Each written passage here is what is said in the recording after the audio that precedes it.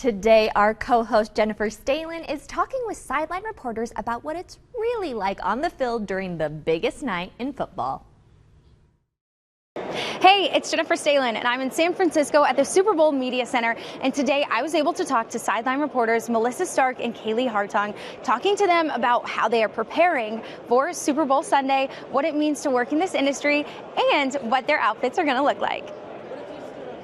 Okay, talk to me about how you remain authentic on the sidelines. Oh my gosh, I think part of it has to do with the fact that this is a business of relationships. So to get to spend time and build relationships over the course of my career with these coaches, with these players, with the guys on the PR staff, with our crew at NBC, they all know who I am.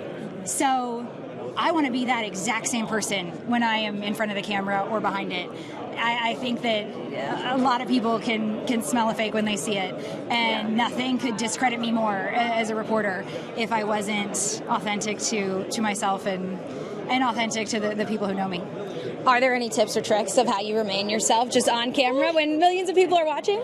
I think part of it is remembering that the people you're talking about, the people you're talking to, are real people too.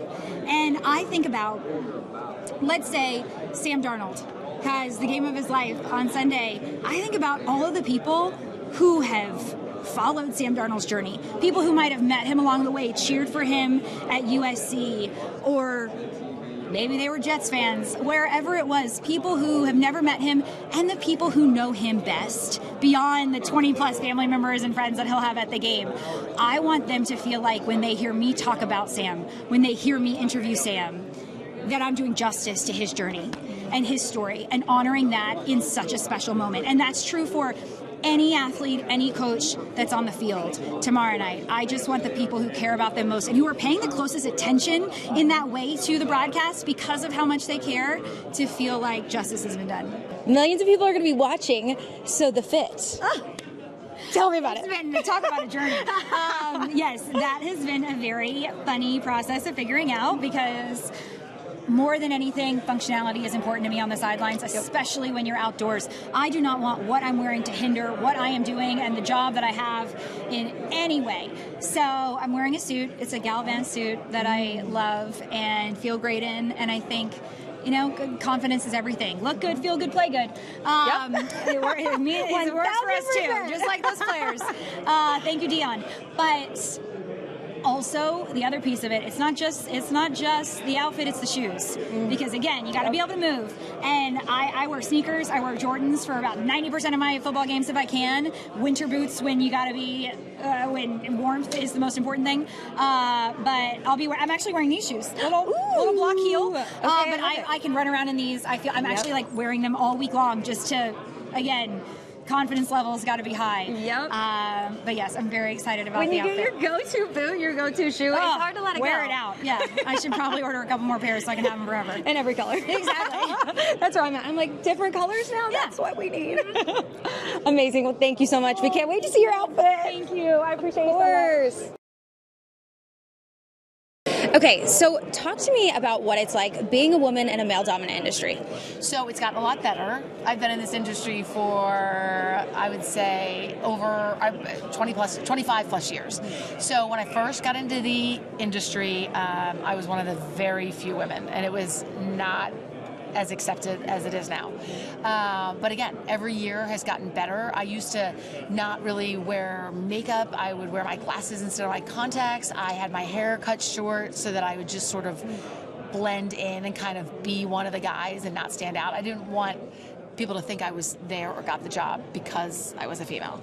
So I definitely did that a lot early on when looking back. And then it's funny because I went to the Today Show and Katie Couric and everybody was all about heels and cute, you know, like a fabulous outfits. I was like, wow, okay, I can really embrace my femininity now. You know, and now obviously I have the long hair and I'm over all that, but that's the way it started. And how would you say you remain authentic to who you are, especially when you're on the sidelines? Yeah, I mean, you know what, I have 4 kids, they're all in college, so they're older, and I think I treat the players kind of like they're my kids, honestly, which is so fun. I kind of boss them around, or I say this, so it's I can really relate to them, and I think I bring that. And then I try to be myself on camera. I mean, I like to have a little bit of fun. I always like to have a different angle and bring something unique that's memorable story-wise. So that's my goal every game. And how do you deal with imposter syndrome? Is there ever a moment you felt like, I don't belong in this room, but how did you overcome it? Yeah, so early on in my career, I definitely felt that way. I would have players challenge me as I sat down. They'd say, oh, I know so-and-so gave you all your information that you're about to ask me about, just obnoxious. I had other women in the business challenge me. I've seen it all. So you have to have thick skin. I say never let them see you sweat. But definitely early on, I dealt with that a lot. And I wish, what I would tell myself, my 26-year-old self now, was you belong. Do not think that you don't belong, because if you're putting in the hard work and they hired you because they thought you could do the job, that's all you need to know. And I think, I've learned that through the years, but I kind of learned that the hard way. I wish I'd known that then. But now on Sunday Night Football, we have so many people in their 20s that are young and can be even females, and I so value their opinions, because they might know more about something on social media, or they might have a cool song that they bring to the broadcast that I don't even know that music artist, or whatever it may be. But everybody has a role and everybody can contribute, and so I love championing women and young people. And we got to talk fashion, because this will be the most viewed football game. Have you picked out your fit? What are you thinking? Yeah, so I know that was a hard one, because especially being in San Francisco, I wasn't sure, could it rain? Could it be 40 degrees? Could it be 65 degrees? And I wear coats all season, and I really love all the clothes I wear all season, and it's beautiful and it's dressy, but I wanted to elevate it a little bit for the Super Bowl, but not be like I'm going to a disco party or a club or something like that, right? There's a fine line. So I have 2 outfits for Super Bowl Sunday, because I'm going to be in the pregame at the team hotel and doing some interviews, and then one for the game, and I'm so excited about it. Normally I wear sneakers every game because I'm running around, my lower back starts to hurt, my feet start to hurt, everything. I'm gonna suck it up and I'm not wearing stiletto heels that sink into the grass, but I'm definitely wearing boots, with a thick heel, and so excited for the outfit.